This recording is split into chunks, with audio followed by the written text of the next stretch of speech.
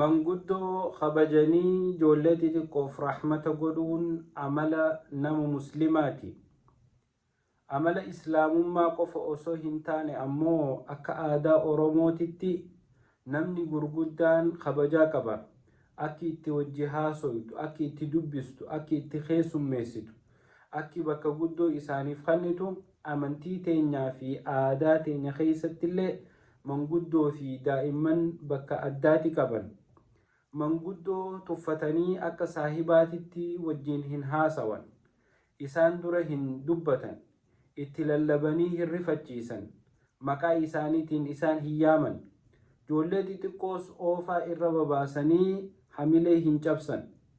Rasuulli Rabbii sallallahu alayhi wasallam hadiisa qulqulluu keessatti akkijaan laysa minnaa man lam yarham sagiiranaa walam yuwaqqir kabiiranaa jaan.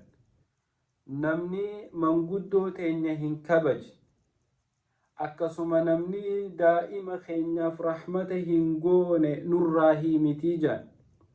Tanaaf obboleeyyan kiyya amantiin islaamaa manguddoo kabajanii ulfeessuu bakka isaaniif kennu sadarkaa itti godhu isaan dura nyaachuu dhabu diinqa isaan dura ol baatee taa'uu dhabu waan gaggaarii isaaniif hawwuu hamtuurraa isaan eegu akkasuma ijoollee xixiqqoo ammoo rahmata godhanii fi garaa laafuu fi oofaa irra baasuu dhabu rifachiisuu dhabu hamilee cabsuu dhabu shari'aa islaamaatu itti nu ajajaa jechuudha.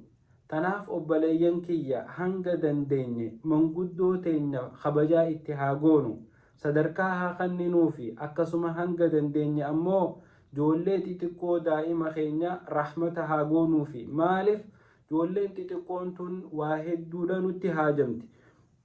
Akkasuma manguddoon gizee dullumti miila itti fuute akka ijoollee daa'ima kanaatitti kunuunsaa fi tajaajila nurraa barbaadan. Tanaaf hanga dandeenye manguddoo teenyaaf kabajaa kenninee daa'ima keenya xixiqqaa hundaaf rahmata haa goonu. Warra sunnaa tana jabeeffatee eeggatu rabbiin nu haa godhu. Wassalaamu alaykum warahmatullahi wabarakatuh.